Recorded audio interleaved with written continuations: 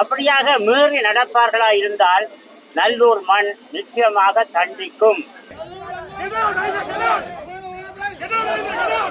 இது அடிப்படையில இனவாதத்தை தூண்டுறதுக்கான மிகப்பெரிய ஒரு நிகழ்ச்சி நிகழாதான் இருக்கும் என்று நான் நம்புகிறேன். இந்த அசைவ உணவகம் எந்தவித அனுமதியையும் இந்த நிமிஷம் வரை பெறவில்லை.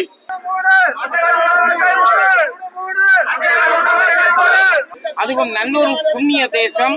அந்த புண்ணிய மண்ணில இவர் விற்கிற சாப்பாடு அந்நிய தேசத்தை வேறெடுத்து வாங்கி வந்து ஒரு சிங்கள கல்தேசிய கம்பெனி இங்கே வந்து புனிதத்தன்மையை மாசுபடுத்துகின்ற அளவுக்கு ஒரு செயல்பாடு நடைபெற்றிருக்கிறது. இது உண்மையிலேயே வன்மையாக கண்டிக்கப்பட வேண்டிய இந்த அசைவ உணவகம் உடனடியாக மூடப்பட வேண்டும்.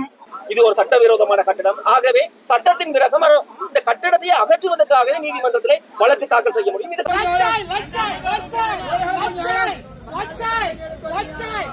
நல்லூர் எங்கள் புனித பூமி. மூடு